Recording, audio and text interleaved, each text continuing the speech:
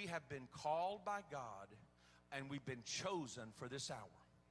We are no better than anyone else. We're no better than any other denomination, except we have been called by His name.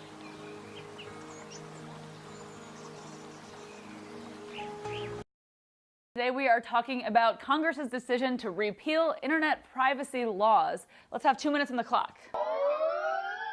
Bob, go ahead. All right, so Congress recently voted to repeal some rules, some privacy rules that the FCC had put in place in the fall. And basically what this is going to allow is ISPs, internet service providers, to share and collect your data with advertisers.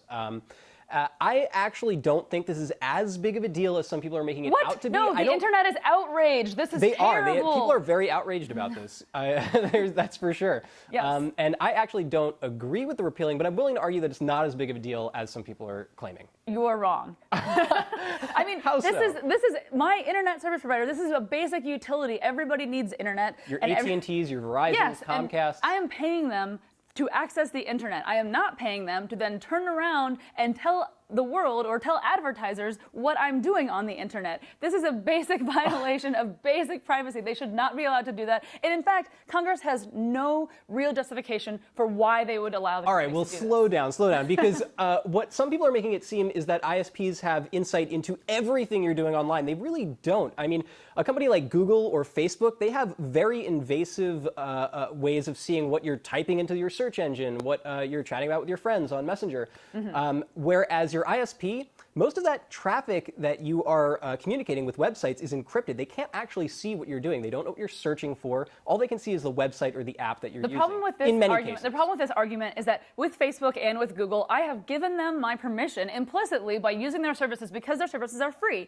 I'm saying, okay, well, I like Facebook and I'm willing to use it for free in exchange for you taking my data and maybe selling some ads against it. Like, that's implicit. My service providers, on the other hand, are double dipping. They're making money on me twice because I'm paying them and then they're selling ads to me. They are double dipping, I will admit that, but before the rules basically allowed Google and Facebook to get away with this without having any competition, and now they're going to have some competition from ISPs. That is a good point, and we are out of time.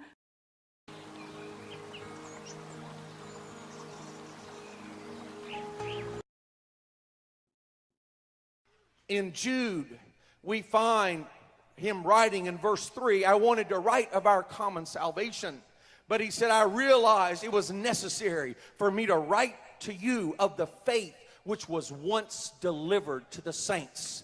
It's very specific in Greek. It was delivered once for all. We do not have an evolving gospel that needs to be updated with the latest theories of psychology and sociology and legality. But we have the faith which once for all was delivered to the saints. It saved people in the first century. It saves people in the 21st century.